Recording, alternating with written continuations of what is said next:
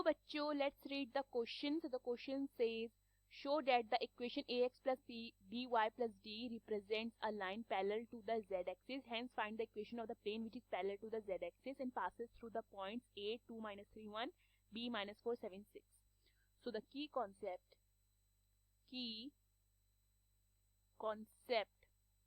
of this question is, देखिए अगर मेरे पास एक प्लेन है तो प्लेन की इक्वेशन क्या होगी, a x plus b y plus c z plus d is equal to 0. ठीक है, ये हो जाती है हमारी प्लेन की इक्वेशन. ठीक है, अगर हमें बोलना है कि ये जो हमारा प्लेन है ये पैरेलल टू जेड एक्सिस है, तो then angle of plane with Z axis, ठीक है, जेड एक्सिस के साथ इस प्लेन का एंगल क्या हो जाना चाहिए, इज इक्वल टू 0 हो जाना चाहिए ना. हम एंगल कैसे फाइंड करेंगे, एंगल हम फाइंड करने का फॉर्मूला है sine theta is equal to mod of c upon under root of a square plus b square plus c square. Clear है. सो अब क्या है हमारे पास इक्वेशन गिवन है. क्लियर. तो इक्वेशन क्या है हमारे पास, a x plus b y plus c z plus d is equal to 0. ठीक है, अब देखिए यहाँ पे मैं सी को क्या पुट कर सकती हूँ, मैं यहाँ पे सी को 0 पुट कर सकते हैं. ठीक है, क्योंकि इक्वेशन में हमारे पास सी जेड, ठीक है, सी जेड टर्म क्या है वो नहीं है, तो मैं सी को 0 पुट कर सकती हूँ. तो यहाँ से मेरा साइन थीटा कितना हो जाता है, sine theta is equal to mod of 0 upon under root of a square plus b square plus c square. Clear है, विच इज इक्वल टू 0. ठीक है, तो साइन 0 मेरा कितना, sine theta is equal to क्या हो जाता है 0. देयरफॉर अगर मैं यहाँ पे लिखती हूँ मेरा sine theta is equal to sine 0 हो जाता है. ठीक है, साइन 0 की वैल्यू कितनी होती है 0. ठीक है, तो देयरफॉर यहाँ पे थीटा कितना हो जाता है 0 डिग्री हो जाता है. तो इससे पता चल जाता है कि प्लेन जेड एक्सिस के क्या है, पैरेलल है. ठीक है, hence given equation represents a plane parallel to z axis. Okay, इतना क्लियर है. नाउ फर्दर क्वेश्चन में क्या बोला गया है, hence find the equation of a plane which is parallel to the z axis and passes through the point a and b. ठीक है, further बोला गया है. तो हम क्या कर लेते हैं, हमारे पास इक्वेशन है a x plus b y plus d is equal to 0. ठीक है, इसको इक्वेशन 1 मानते हैं.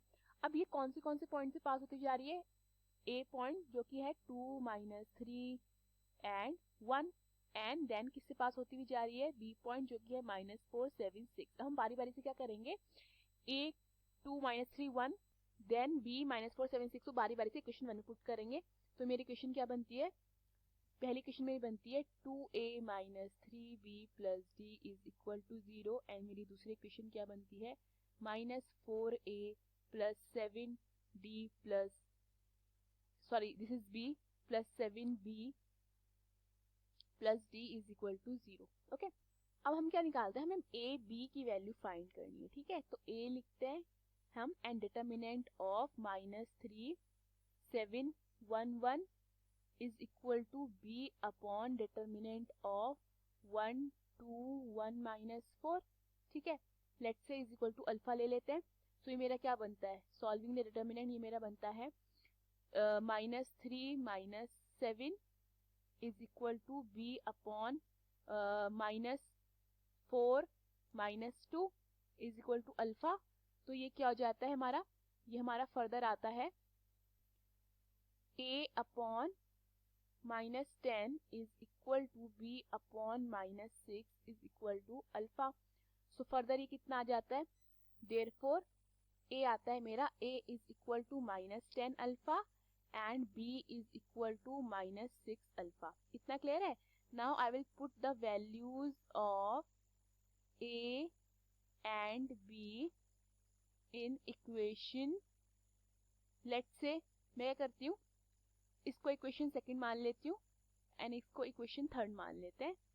सो इन इक्वेशन सेकंड में पुट करते हैं तो ये क्या बनेगा, ये हमारा बनता है -2 multiply by 10 alpha plus 3 multiply by 6 alpha plus d is equal to 0।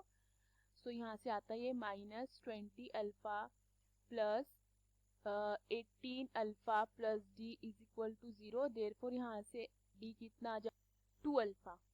Okay, सो मेरी इक्वेशन क्या बन जाती है, hence we get, equation second क्या बन जाती है -10, सॉरी इक्वेशन फर्स्ट क्या बन जाती है -10 alpha X plus -6 alpha Y plus 2 alpha is equal to 0।